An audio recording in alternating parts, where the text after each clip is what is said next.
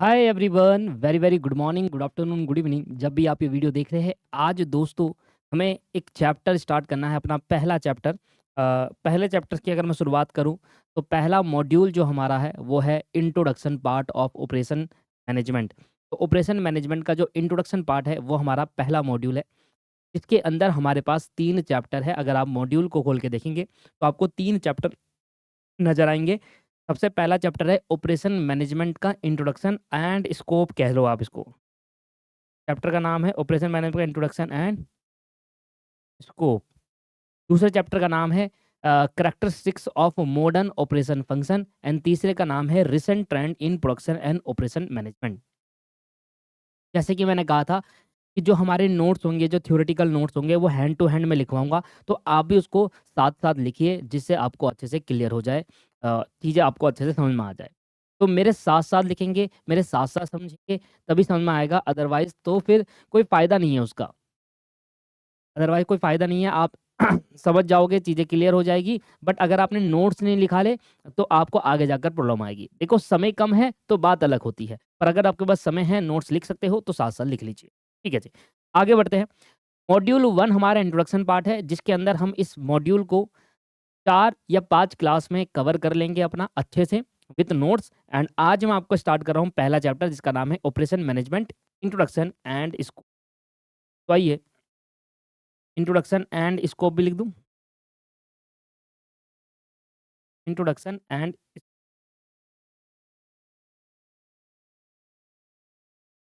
Heading बनाएंगे जल्दी से।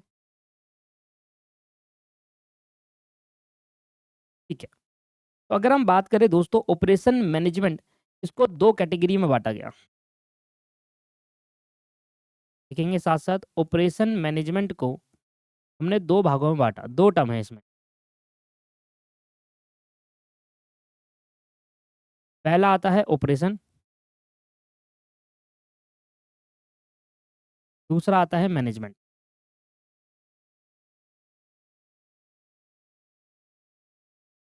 सर, ये ऑपरेशन क्या है? दोनों को समझते हैं, ऑपरेशन क्या है और मैनेजमेंट क्या है। ठीक है जी। सर, ऑपरेशन का मतलब होता है इनपुट को आउटपुट में कन्वर्ट करना। Conversion of input, conversion of input into output को हम क्या कहते हैं? ऑपरेशन कहते हैं। कि जब आप इनपुट को आउटपुट में कन्वर्जन कर देते हो, वो ऑपरेशन है। मैं एग्जांपल लेता हूँ, समझने की कोशिश करते हैं इसको। मान लीजिए दोस्तों, आपकी एग्जांपल ले लेते हैं। मान लीजिए दोस्तों, आपकी एक फर्नीचर की दुकान है और उस फर्नीचर की दुकान में आप बेसिकली बेड बनाते हैं।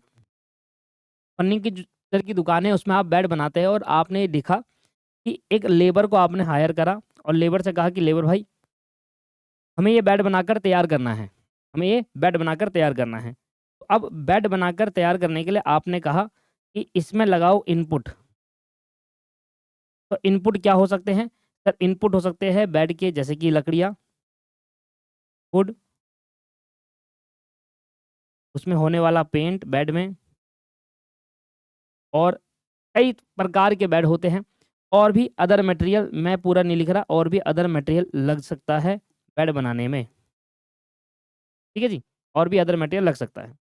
अब लेबर क्या करेगा? इस इनपुट से, इन चीज़ों से क्या बनाएगा? वो बेड बनाकर तैयार कर देगा, बेड रेडी कर देगा।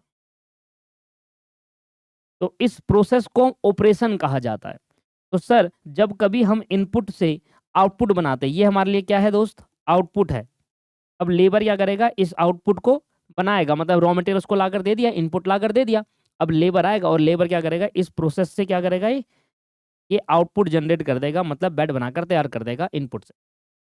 तो जब हम इनपुट से आउटपुट बनाते हैं, जब हम इनपुट से आउटपुट में कन्वर्जन करते हैं, इसको ऑपरेशन कहा जाता है। ऑपरेशन का सिंपल मतलब है कि भाई, किसी भी इनपुट को आउटपुट में कन्वर्ट करना।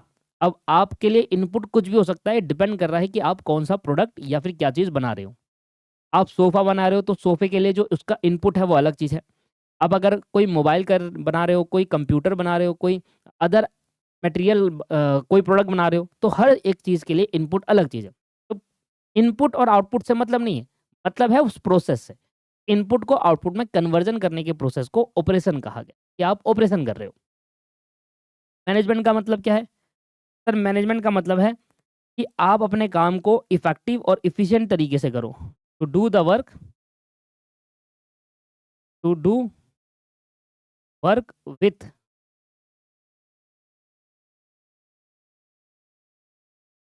Effective and efficient manner, and efficient manner. अब जब बात आती है मैनेजमेंट की, तो यहाँ पर 2 वर्ड का मतलब आपको समझना ज़रूरी है। अगर इसको समझ लिया तो आपने मैनेजमेंट समझ लिया। किसी भी काम को इफेक्टिव और एफिशिएंट मैनर में करना, उसको हम क्या कहते हैं? ऑपरेशन मैनेजमेंट कहते हैं। अब यहाँ पर सर 2 वर्ड निकल कर आते हैं। एक निकल कर आता है एफिशिएंट, इफेक्टिव। सर एक वर्ड निकल कर आता है इफेक्टिव, ठीक है? एक वर्ड क्या निकल कर आता है? इफेक्टिव निकल कर आता है, और दूसरा निकल कर आता है एफिशिएंट।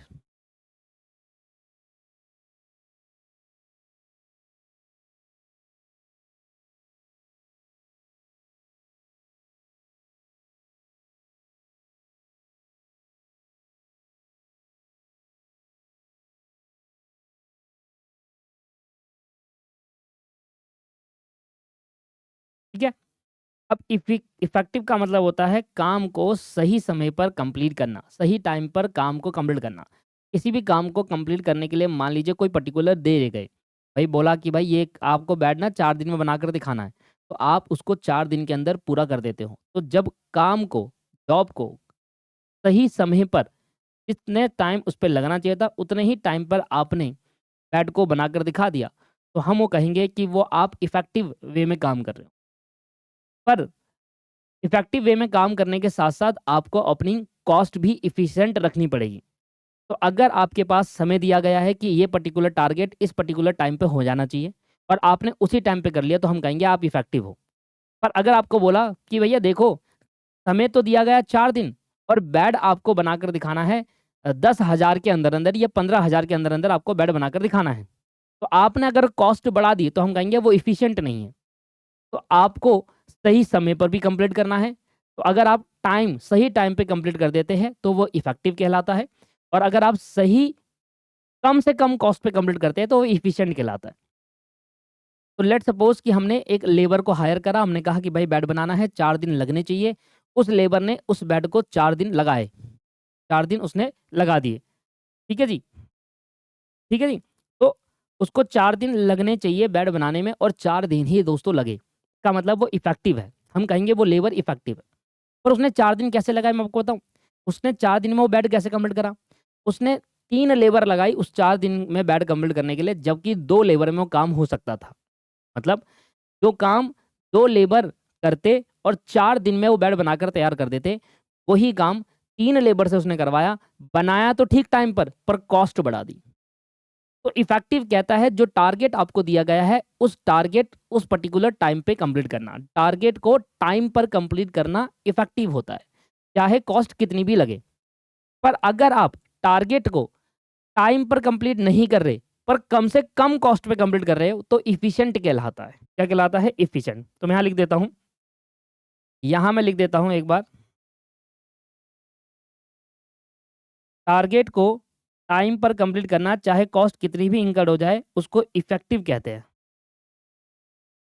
क्या कहा जाता है उसको? इफ़ेक्टिव कहा जाता है।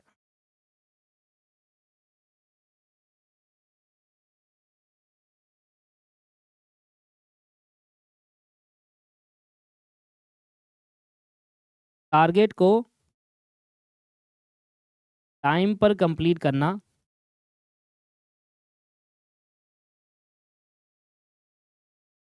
टारगेट को टाइम पर कंप्लीट करना, चाहे कॉस्ट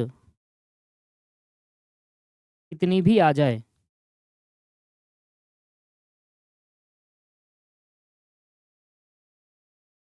पर टारगेट या कोई काम टाइम पर होना चाहिए।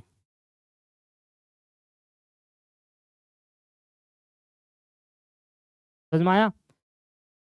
टारगेट को टाइम पर कंप्लीट करना है। आपको बोला गया बेड बनाकर दिखाओ 4 दिन के अंदर, तो टारगेट दिया बेड और टाइम दिया 4 दिन, तो 4 दिन में होना चाहिए, चाहे आप कितनी भी कॉस्टिंग करके उसमें 10 लेबर लगाओ 20 लेबर लगाओ, उससे मतलब नहीं है। हम कहेंगे अगर आपने टारगेट को टाइम पर कंप्लीट कर दिया मतलब आप इफेक्टिव हो।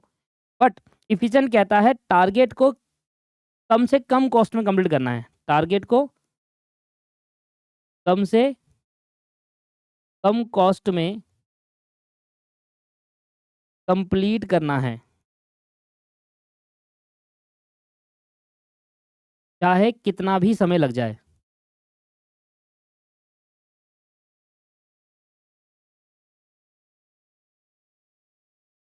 चाहे कितना भी समय लग जाए, चाहे कितना भी समय लगे, टारगेट को कम से कम कॉस्ट में कंप्लीट करना है। एग्जांपल लेते हैं, एग्जांपल लिया कि लेट सपोज एक आपको बोला गया कि सर बेड बनाना है 15,000 के अंदर अंदर, चाहे कितना समय ले लो, पर बेड को 15,000 के अंदर अंदर बनाना। तो आपने बेड को 15,000 के अंदर अंदर बना लिया, पर आपने ले लिया 20 चार्ज की जगह पर 8 दिन, 8 दिन लगाए पर बेड 15,000 के अंदर अंदर बना दिया। तो जब आपका टारगेट कॉस्ट कम करना होता है तब हम इफिशिएंट कहते हैं कि आप इफिशिएंट हो, समय कितना भी लगाओ पर कॉस्ट कम आनी चाहिए। और जब आपका काम समय पर होना चाहिए चाहे कॉस्ट कितनी भी आ जाए तो इफेक्टिव हो। अब मुझे एक बात बताओ, एक वर्कर को, एक पर्टिकुलर पर्सन को इफिशिएंट होना चाहिए या इफेक्टिव होना चाहिए? अगर आप कह रहे हो सिर्फ इफेक्टिव होना चाहिए तो आप कह रहे हो कि टारगेट को काम पे समय पे कंप्लीट करना है चाहे कॉस्ट कितनी भी आ जाए। तो इससे क्या हो जाएगा, काम तो समय पर हो जाएगा पर कॉस्ट बढ़ जाएगी और जिससे नुकसान होगा कंपनी को, कंपनी की सेल बढ़ जाएगी, ओवरऑल प्रोडक्ट की कॉस्ट बढ़ जाएगी। ठीक है, अगर आप कहते हो सर इफिशिएंट हो तो आप कह रहे हो कॉस्ट को कम करो, समय कितना भी लग जाए। अब आप कॉस्ट को कम करने की जगह पे समय ज्यादा लगा रहे हो तो प्रोडक्ट एक्चुअली में जितने टाइम पे डिलीवर करना था उतने में हो नहीं पाएगा, इससे भी नुकसान है। तो किसी भी कंपनी के अंदर कोई भी पर्टिकुलर पर्सन जब काम कर रहा है तो वो कैसा होना चाहिए, वो इफेक्टिव और इफिशिएंट दोनों होना चाहिए। तो जब किसी काम को करा जाता है तो इफेक्टिव के साथ साथ इफिशिएंट मैनर दोनों तरीके से होना चाहिए, कम से कम कॉस्ट में भी होना चाहिए और टाइम पर भी होना चाहिए। समय पर टाइम पर कंप्लीट करो और कम से कम कॉस्ट में करना करो। तो एट एक पर्टिकुलर पर्सन जब टाइम पर और कम से कम कॉस्ट में कंप्लीट कर देता है उसको हम उस पर्टिकुलर पर्सन को इफेक्टिव और इफिशिएंट कहते हैं, कि वो दोनों पर्टिकुलर पर्सन इफेक्टिव भी है और इफिशिएंट भी है। That's called effective and efficient manner. समझ में आया? तो किसी भी काम को जब हम इफेक्टिव और इफिशिएंट दोनों तरीके से कंप्लीट कर लेते हैं, इफेक्टिव मतलब समय पर कंप्लीट करना है, इफिशिएंट मतलब कम से कम कॉस्ट में, तो हम कहेंगे वो काम एक तरीके का इफेक्टिव और इफिशिएंट मैनर में हुआ है। That's called management. वो दोस्तों क्या है, मैनेजमेंट है। वो क्या है भाई, मैनेजमेंट है।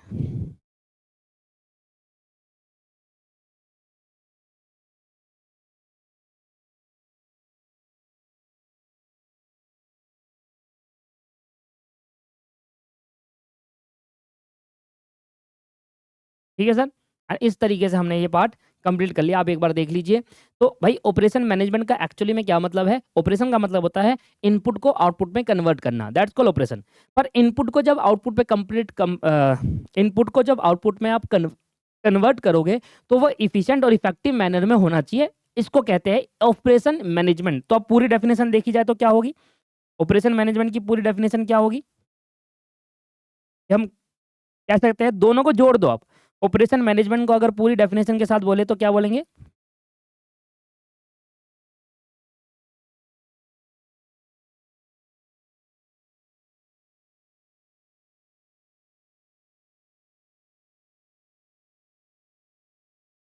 इनपुट को आउटपुट में कन्वर्ट करना, वो भी इफेक्टिव एंड इफिशिएंट मैनर में, इफेक्टिव एंड इफिशिएंट मैनर में।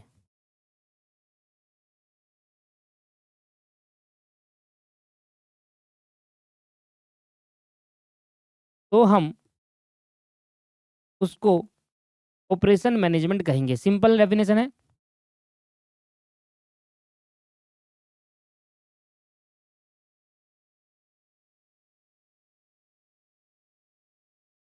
सीधी सी बात है, इनपुट को आउटपुट में कन्वर्ट करना ऑपरेशन है, इफिशिएंट और इफेक्टिव मैनर में कंप्लीट करना दैट्स कॉल्ड मैनेजमेंट। तो दोनों को जोड़ दो, ऑपरेशन मैनेजमेंट बन जाएगा। होप आपको ये बात समझ में आ गई हो। यहाँ तो कोई डाउट किसी को? ठीक है जी। तो ये वो डेफिनेशन थी जो आपको समझने में हेल्प हुई। अब सर ये तो डेफिनेशन आप पेपर में नहीं लिखोगे, पेपर में तो इंग्लिश में लिखना है और स्टडी मैट की लैंग्वेज में लिखना है। तो as per study mat language, as per study material, study mat के अनुसार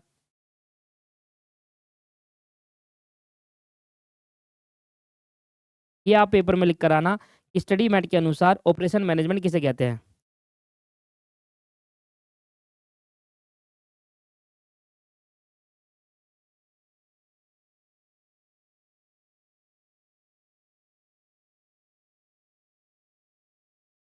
लिखेंगे operation management is the management of that part of organisation, operation management is the management of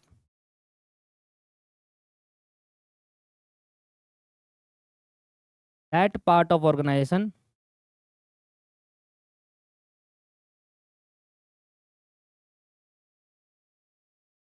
that part of organisation that is responsible for that is responsible for producing goods and service, producing goods and या और भाई goods and service दोनों देता हो या सिर्फ goods और service देता हो, दोनों में से कोई एक देता हो। तो ये हमारी डेफिनेशन है सर ऑपरेशन मैनेजमेंट की।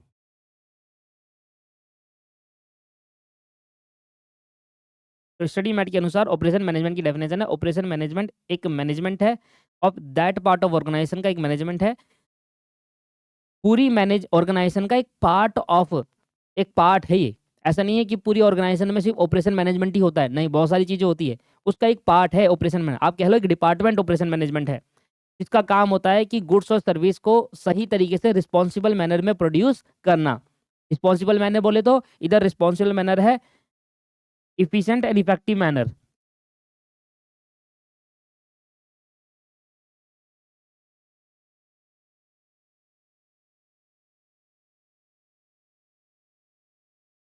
इफेक्टिव एंड इफिशिएंट मैनर, ये है सर रिस्पॉन्सिबल। भाई कैसे रिस्पॉन्सिबल उठाऊं, गुड्स तो प्रोड्यूस हो जाएंगे, सर्विस तो प्रोड्यूस हो, सर्विस तो हम रेंडर कर देंगे, पर कैसे, इफेक्टिव और इफिशिएंट मैनर में होना चाहिए। इसलिए मैंने आपको समझाया कि रिस्पॉन्सिबिलिटी का मतलब यही हुआ, इफेक्टिव एंड इफिशिएंट मैनर। चलिए, तो यहाँ तक पॉइंट आपका क्लियर हो गया है। चलिए, तो यहाँ पर आपको समझ में आ गया है, सिंपल सिंपल डेफिनेशन की बात कर रहे हैं। देखिए, मैं आपको एक चीज़ बता दूँ, बुक के अंदर तो बहुत कुछ दे रखा है, आप सारा पढ़ने जाएंगे तो भाई यही रहता रह जाएगा।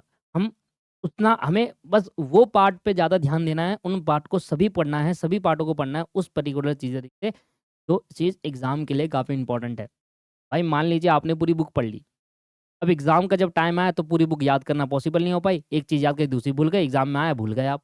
अब लिखने लिखने के बैठे तो आया ही नहीं याद, फेल हो गए। तो सर, वो स्टूडेंट जो प्रोफेशनल लेवल के अंदर पूरी बुक पढ़ना चाह रहा है ना, तो वो गलत कर रहा है, गलत तरीका से पढ़ रहा है।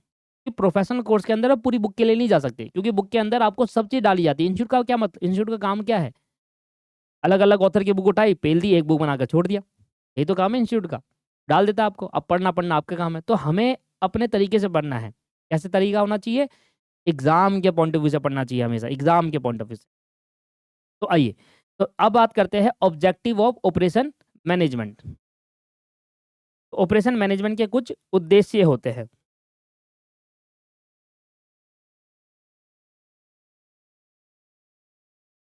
सबसे पहला उद्देश्य है कस्टमर सर्विस और दूसरा है रिसोर्सेज यूटिलाइजेशन। हेडिंग डालेंगे objective of operation management.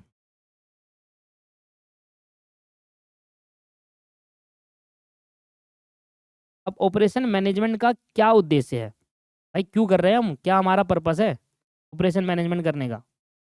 Sir, operation management का दो उद्देश्य है। पहला क्या है, कस्टमर से रिलेटेड, और दूसरा क्या है, पहला कस्टमर है, दूसरा आपके पास resources utilisation. Customer is the king, customer, दूसरा है रिसोर्सेज यूटिलाइजेशन। भाई आपने अपने रिसोर्सेज को ठीक तरीके से यूटिलाइज नहीं करा, रिसोर्सेज यूटिलाइजेशन। तो 2 चीज़ें जो आपको ध्यान देनी है इधर। पहला आपके पास है कस्टमर, दूसरा है रिसोर्सेज यूटिलाइज़ेशन। इन 2 बातों के ऊपर ध्यान देना है, यही ऑब्जेक्टिव होता है ऑपरेशन मैनेजमेंट का, ठीक है? तो अब बात कर लेते हैं सबसे पहले कस्टमर की।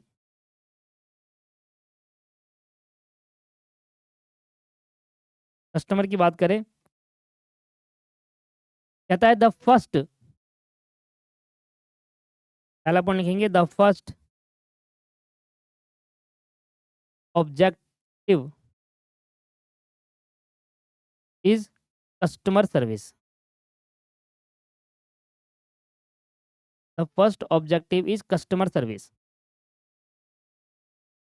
Which mean which mean the service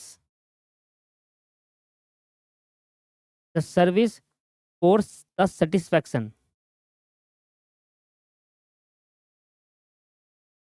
which mean the service for the satisfaction of customer wants.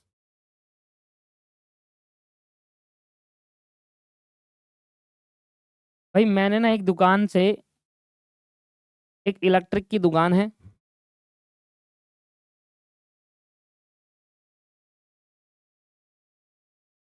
Electric shop है, और उस इलेक्ट्रिक शॉप से मैंने सर एक टीवी खरीदा, buy a TV, TV buy किया, ठीक है? अब टीवी जो बाय किया, वो टीवी के अंदर कुछ टाइम बाद खराबी आ गई।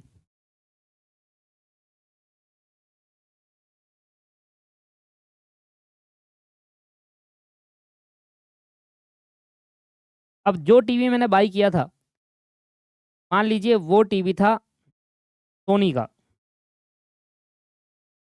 सोनी का टीवी मैंने बाय करा, कुछ टाइम बाद खराबी आ गई। अब मैंने सोनी कंपनी को फ़ोन किया, मैंने कस्टमर केयर पे फ़ोन लगाया,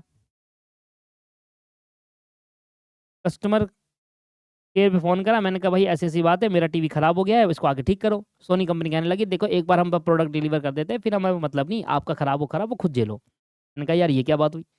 तो अब अगर सोनी कंपनी मुझे उस टीवी की रिपेयर नहीं करके दे रही, ठीक नहीं करके दे रही, तो फिर मैं आगे 10 जनों को बोलूँगा कि भाई कोई भी कंपनी का टीवी ले लो पर सोनी का मत लियो। इसका मतलब customer is a king of the market. अगर कस्टमर सैटिस्फाई है, इसका मतलब ब्रांड जो है, कंपनी जो है वो ग्रो करेगा। पहला उद्देश्य होता है कस्टमर की सैटिस्फैक्शन, ये पहला उद्देश्य होता है कस्टमर की वांट्स को पूरा करो। एक और चीज़, तो अब कस्टमर केयर वाले ने कहा कि हम आपका ठीक कर देंगे, तो इन्होंने मेरी प्रॉब्लम को सॉल्व कर दी। कस्टमर केयर वालों ने मेरी प्रॉब्लम को सॉल्व कर दी। तो अब मैं कहूँगा कि अरे वाह यार! ये तो बहुत जल्दी मेरी प्रॉब्लम सॉल्व कर देते हैं। और इसके एक चीज़ भी इधर देखी जाती है कि प्रॉब्लम तो सॉल्व कर दी, पर उस प्रॉब्लम को सॉल्व करने में महीना लगा दिया। तो बड़े भाई वैसे ही परेशान हो जाएगा कस्टमर अपना।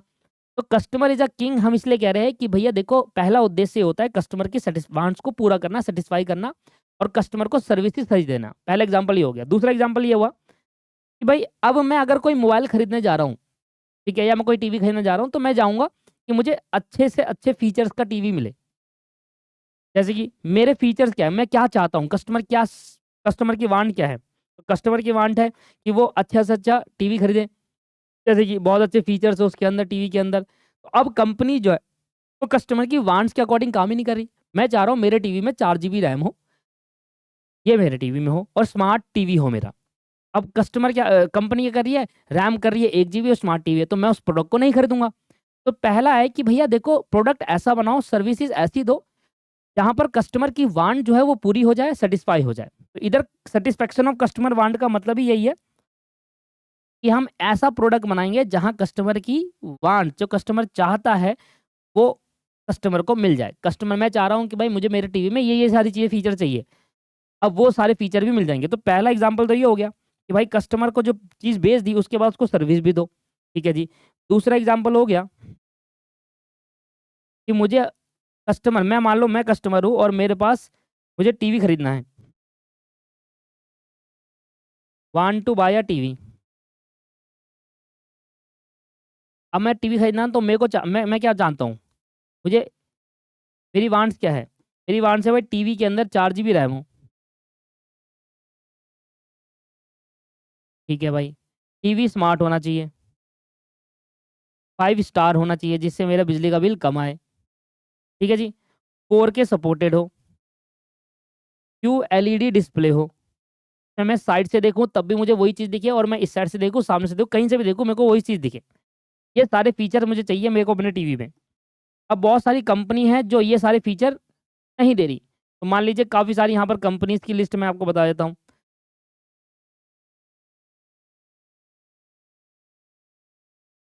कंपनी है, मान लीजिए Samsung, Sony, Mi, TCL, Sansui, etcetera लिख रहा हूँ, बहुत सारी कंपनी, मैं सभी नहीं लिख सकते। अब मैं जब ये देखने गया कि मैं दुकान पे गया कि भैया मुझे ये सब चीज़ें, तो उसने कहा कि हाँ, ये टीवी आपको मिल जाएगा सोनी के उसमें। कोई भी कंपनी जो है वो ये वाले फीचर नहीं दे रही, 4 जीबी रैम, स्मार्ट टीवी होना चाहिए, 5 स्टार होना चाहिए, 4K होना चाहिए, QLED होना चाहिए, ये नहीं दे रही। पर सोनी का जो टीवी है, सोनी का जो टीवी है वो है 70,000 रुपए का। पर एमआई सेम फीचर देती है, सेम फीचर देती है 35,000 रुपए में, आधे में। तो कस्टमर कहेगा अरे यार, सेम फीचर मुझे मिल रहा है। वो अगर थोड़ा बहुत उसको मान लो 4 जीबी की रैम की जगह 3 जीबी मिलेगी तो वो थोड़ा कॉम्प्रोमाइज़ कर लेगा। प्राइसिंग भी काफ़ी इंपॉर्टेंट होती है एक कस्टमर के लिए। तो कस्टमर क्या चाह रहा है? कम प्राइस में ज़्यादा फीचर। इंडियन कस्टमर तो यही है, कम प्राइस पे करना पड़े, ज़्यादा कस्टमर। तो इसका चाहता है ये 35,000 तक पर मुझे सारी चीज़ें मिल जाए, जो कि पॉसिबल ही नहीं है 35 में। पर एमआई टीवी वाले क्या कह रहे हैं, हम दो 4 GB RAM, smart, 5 star, 4K accurate सब दे दो। तो कस्टमर इन टीवी को खरीद लेगा। सोनी का नहीं खरीदेगा, भले ही बहुत बड़ा ब्रांड हो, पर ये खरीद लेगा क्योंकि वो पता है कम पैसे में मुझे काफ़ी सारी चीज़ें मिल रही है। तो कस्टमर की वांट को जिस कंपनी ने पूरा करा, कस्टमर उसकी तरफ भागेगा। That's the first objective of operation management. तो जब भी आप कोई प्रोडक्ट बनाते हो, तो आपको वो ये सिखा रहा है कि ऑपरेशन मैनेजमेंट कहाँ काम आएगा। ऑपरेशन मैनेजमेंट करो, इससे आपका क्या होगा, कस्टमर जो चाहता है उसके हिसाब से आप प्रोडक्ट को बनाओगे और सर्विसेज डिलीवर करोगे। That's the meaning of customer service. समझ में आया? अब बढ़ते हैं सेकंड पॉइंट। सेकंड पॉइंट कहता है कि मान लीजिए मेरे को टीवी चाहिए। अब मैंने देखा एक सर कस्टमर, देखो ना आप क्या-क्या किस हद तक आप आपका डिसीजन चेंज हो जाएगा। 2 टाइप के टीवी मुझे दिख रहे हैं। मान लीजिए एक एमआई का दिख रहा है और एक सेंसुई का दिख रहा है, या सैमसंग का दिख रहा है। सेम फीचर प्रोवाइड कर रहा है, सेम प्राइस में प्रोवाइड कर रहा है। अब काफ़ी कस्टमर क्या होता है कि उनको चाहिए जल्दी भाई, कम कॉस्ट हो और जल्दी चाहिए मुझे, ठीक है। अब जो सैमसंग का टीवी है वो कह रहा है कि भैया हम तो 10 दिन में डिलीवर करेंगे, पर एमआई कह रहा है 2 दिन में ले लो। सेम फीचर, सबको सेम प्राइस, सबको सेम है। पर हमने कहा भाई, अब जो सैमसंग लवर है वो तो सैमसंग की तरफ ही जाएगा। और अगर उसको एक पर्टिकुलर पर्सन को कह रहा है भाई कंपनी कोई भी, मुझे टीवी चाहिए और जल्दी चाहिए, 1 दिन 2 दिन के अंदर, तो सर यहाँ पर टाइम भी मैटर करता है। तो कस्टमर की जब कस्टमर के ऊपर बात करते हो तो उनके सारे सोचने के नज़रिए को भी ध्यान में रखना चाहिए। तो सेकंड पॉइंट हमारा यही कहता है, the operation management,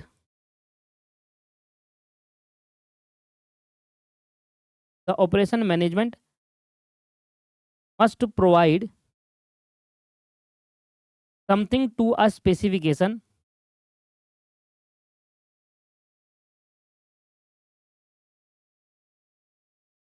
something to a specification which can which can satisfy which can satisfy the customer in terms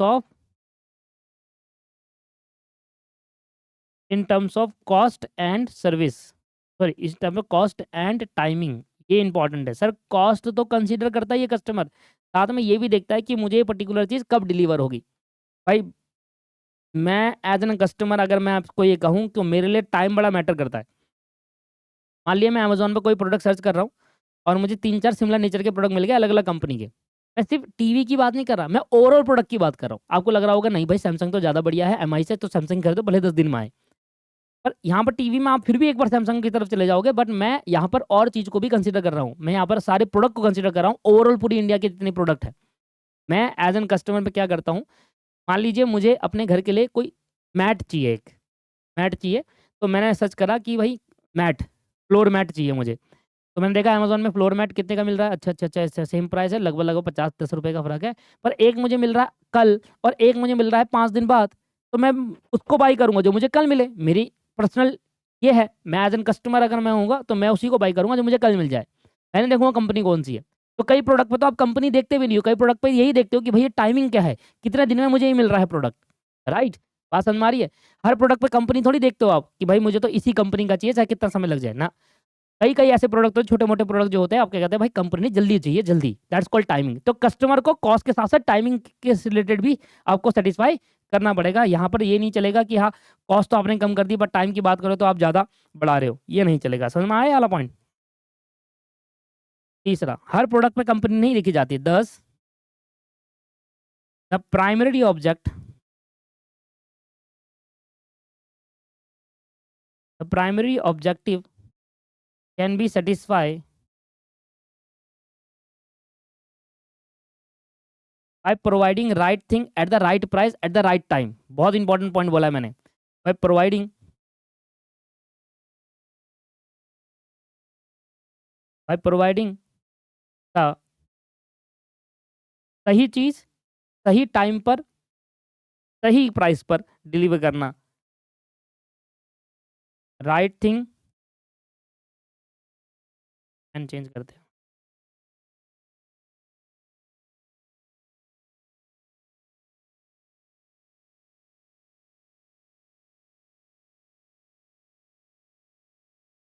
right thing at the right price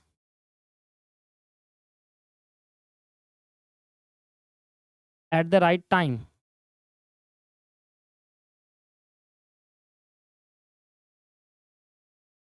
right thing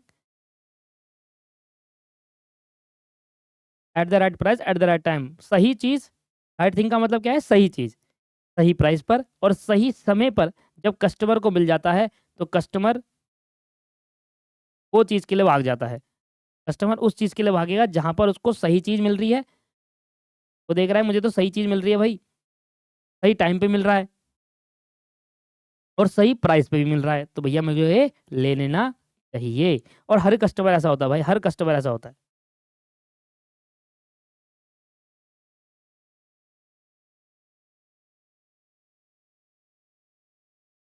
ये लो sir, this is the point. Clear हो गया यहाँ तक? तो ये objective का पहला था कस्टमर सर्विस। पर यहाँ पर एक पॉइंट और लिख लो आप, फोर्थ पॉइंट। बुक में तो काफ़ी कुछ ध्यान रखा है। मैं तो सिर्फ़ शॉर्ट तरीके से लिखवा रहा हूँ कि हाँ यार, जितना आप याद कर पाओ उतना। There are 3 aspect of customer service. Customer service की 3 एस्पेक्ट्स होते हैं। There are 3 aspect of customer service.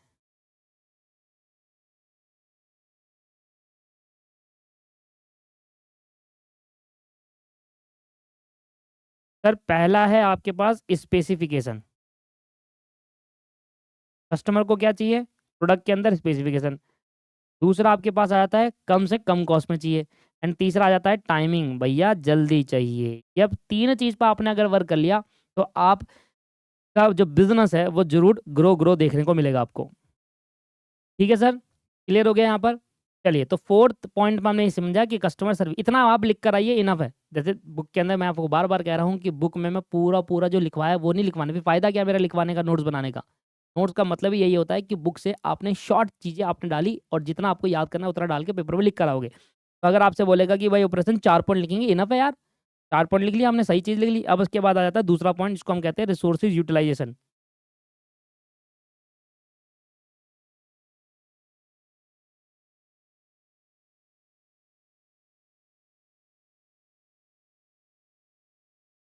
Resources utilisation पहला आ जाता है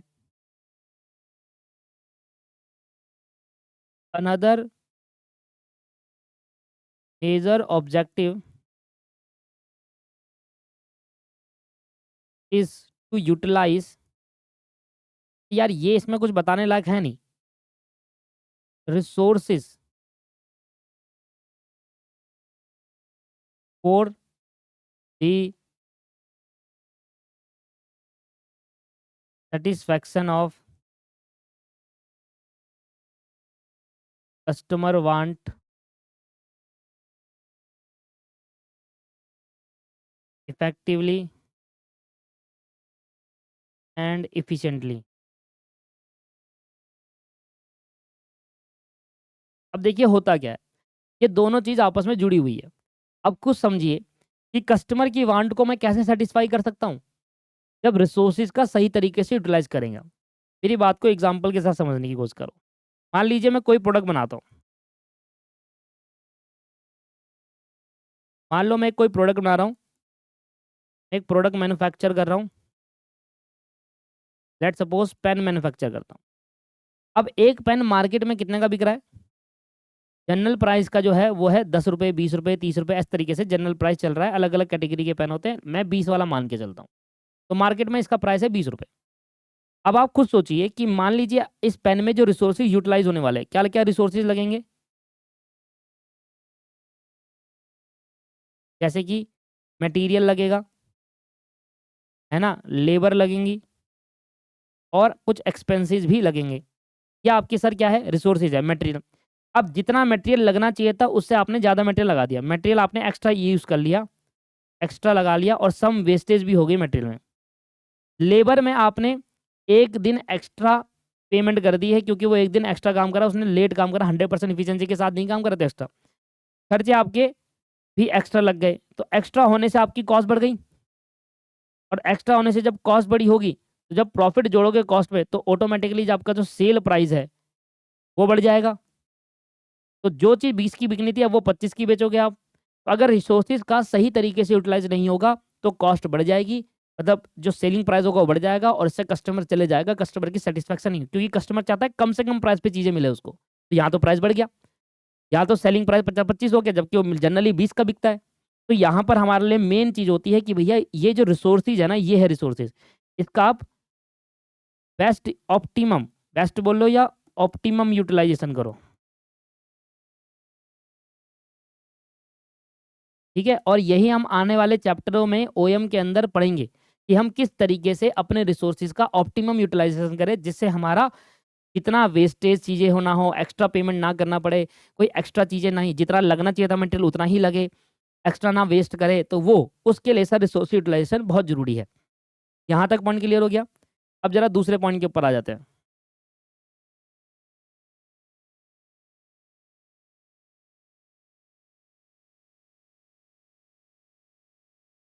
दूसरा पॉइंट कहता है customer service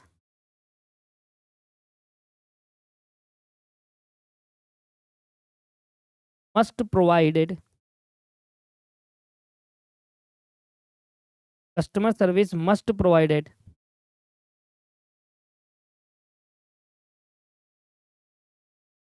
with the achievement of effective operation through efficient use of resources.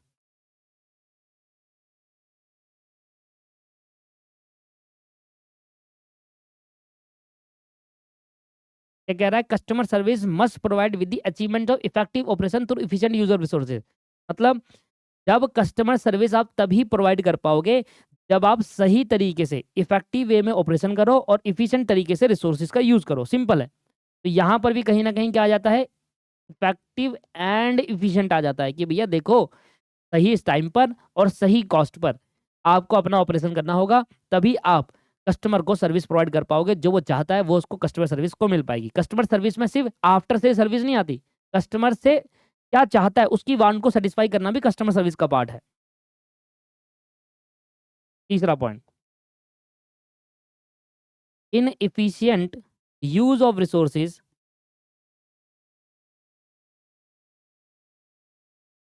Inefficient use of resources और inadequate customer service lead to lead to commercial facility, lead to commercial failure, facility कह रहा हूँ, commercial failure. ये तो समझ में आता है कि भई ये देखो, अगर आप अपने रिसोर्सेज़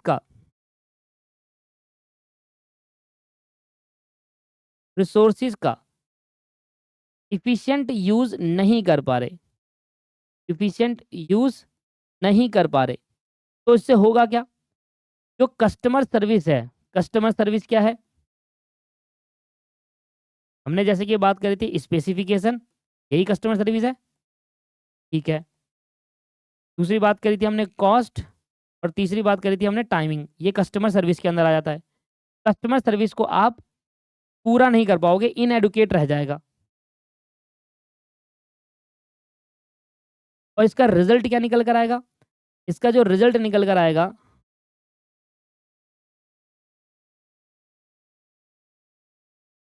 इसका जो रिज़ल्ट निकल कर आएगा वो आपके पास बिज़नेस फेलियर हो जाएगा। तो हम कमर्शियल फेलियर भी कहते हैं। बात समझ में आई? सिंपल सा पॉइंट है। रिसोर्सेज़ का अगर आप सही तरीके से यूज़ नहीं कर पा रहे, तो आप अपने कस्टमर सर्विस को प्रॉपर्ली एडुकेट, एडुकेट मतलब सही, जो चीज़ चाहिए वो चीज़ आपको मिल रही है, दैट्स कॉल्ड एडुकेट। पर जो चीज़ आपको चाहिए वो चीज़ आपको नहीं मिल पा रही, इनएडुकेट हो गया वो।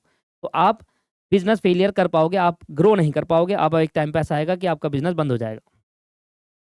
सीधी-सी कहानी यही है। इसलिए तो ऑपरेशन मैनेजमेंट का उद्देश्य क्यों रखा गया है कस्टमर सर्विस और ऑब्जेक्टिव, इसलिए रखा गया है। 4th पॉइंट क्या है? अब ये ना हाथ से चल जाता है बढ़िया। कोई बात नहीं, हमारे पास दूसरा ऑप्शन है। द यूटिलाइजेशन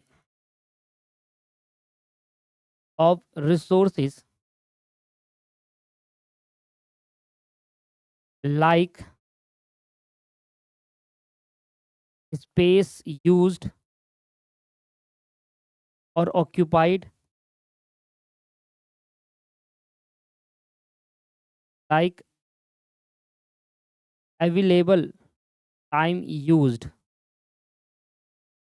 भाई रिसोर्सेज यूटिलाइजेशन, यूटिलाइजेशन रिसोर्सेज का मतलब ये हो गया कि भाई जो आपके पास स्पेस है, कोई चीज़ ऐसी स्पेस आपके पास पड़ा हुआ है जिसका आप रेंट तो पे कर रहे हो, पर आप उसको सही तरीके से यूज़ नहीं कर पा रहे, खाली पड़ा हुआ है, ऑक्यूपाइड नहीं हो पा रहा वो, ठीक है? स्पेस को सही तरीके से ऑक्यूपाइड करो, जितने स्पेस का आप रेंट पे कर रहे हो एटलीस्ट उसको तो यूज़ करो।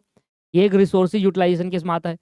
भाई मान लीजिए कभी-कभी आपके पास कोई टाइम जो है वो खाली है, अवेलेबल टाइम है, तो आप उस खाली टाइम के लेबर को पेमेंट कर रहे हो। कोशिश करो कि खाली टाइम के लेबर से कुछ ना कुछ काम करवाओ, जिससे हम कह सकेंगे हाँ, ये हो गई यूटिलाइजेशन ऑफ रिसोर्सेज। लेबर खाली नहीं बैठा, लेबर खाली टाइम पे कुछ ना कुछ काम कर रहा था। इसको हम क्या कह सकते हैं? रिसोर्सेज यूटिलाइजेशन कह सकते हैं। तो कंक्लूजन क्या निकलता है?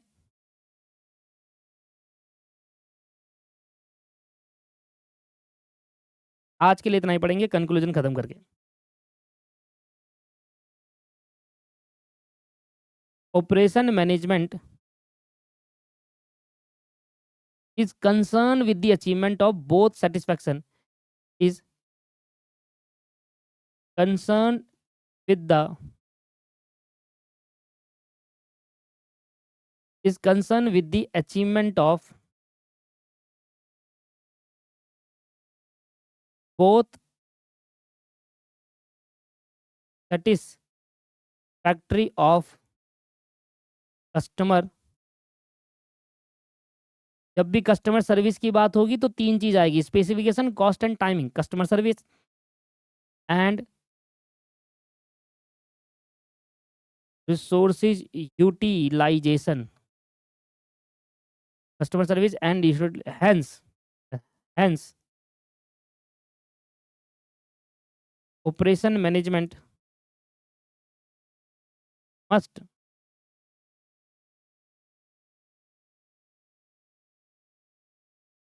must attempt to balance these two objectives।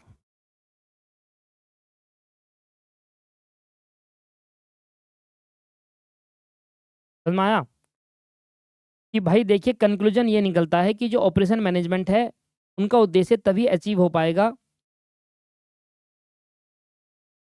जो ऑपरेशन मैनेजमेंट है उनका उद्देश्य तभी अचीव हो पाएगा जब कस्टमर सर्विस और सही तरीके से यूटिलाइजेशन हो, कस्टमर सर्विस भी सेटिस्फैक्टरी हो और रिसोर्सेज यूटिलाइजेशन भी सही तरीके से हो।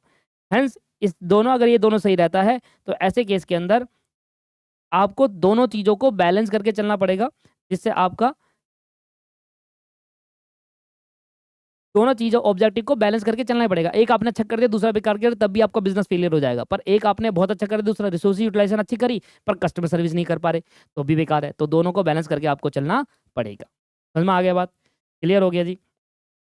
तो यहाँ पर आज के इस सेशन के अंदर हमने क्या देखा? आज के इस सेशन के अंदर हमने बात पढ़ी, नोट्स मैं आपके सारे बनाते हुए चल रहा हूँ। नोट्स सारे बनते हुए चल रहे हैं और कोशिश ये रहेगी कि चैप्टर एंड होने के बाद ये नोट्स मैं आपको डिलीवर कर दूँ, फिर भी आप मेरे साथ उतारिए, नहीं तो फिर आप खाली बैठ के करेंगे क्या? ठीक है जी? तो ये नोट्स आप देख लीजिए। सबसे पहले हमने देखा आज operation management and introduction and scope, इसके अंदर अगर मैं अब स्टडी मैट खोला हुआ फ़ोन में, स्टडी मैट में देखूँ, स्टडी मैट साथ लेके चलता हूँ कि स्टडी मैट में है क्या उस हिसाब से। स्कोप मैंने पढ़ा दिया आपको, ऑपरेशन मैनेजमेंट का डेफिनेशन, ऑब्जेक्टिव ऑपरेशन मैनेजमेंट मैंने आपको पढ़ा दिया है। अब नेक्स्ट क्लास में हम पढ़ेंगे scope of operation management and then ये चैप्टर नंबर 1 कंप्लीट हो जाएगा। ठीक है जी? तो नेक्स्ट क्लास में हम स्कोप ऑफ ऑपरेशन मैनेजमेंट पढ़कर ये वाला पर्टिकुलर पॉइंट खत्म कर लेंगे एंड साथ में characteristics of modern operation function भी स्टार्ट कर लेंगे। नोट्स एक बार देख लीजिए आप, ये प्रॉपर नोट्स जो आपके लिए बन रहे हैं, तैयार हो रहे हैं। ठीक है? और मैं शेयर करता हुआ चलूँगा आपको इन नोट्स को, गूगल ड्राइव में आपको मिल जाएँगे।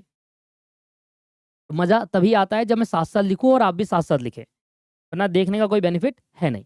ठीक है? चलिए, तो आज की क्लास को यहीं पर समाप्त करते हैं। नेक्स्ट क्लास में मिलते हैं। इस चैप्टर को आगे कंटिन्यू रखेंगे और नया चैप्टर स्टार्ट करेंगे। वो पढ़ेंगे एंड देन अगला चैप्टर स्टार्ट करेंगे। मेरे हिसाब से इस चैप्टर के अंदर 4 क्लास लग के चैप्टर खत्म हो जाएगा मॉड्यूल 1। तो मॉड्यूल 1 कंप्लीट, फिर मॉड्यूल 2, फिर मॉड्यूल 3, इस तरीके से चला करेंगे। ठीक है जी? चलिए bye bye, take care, have a nice day. Thank you.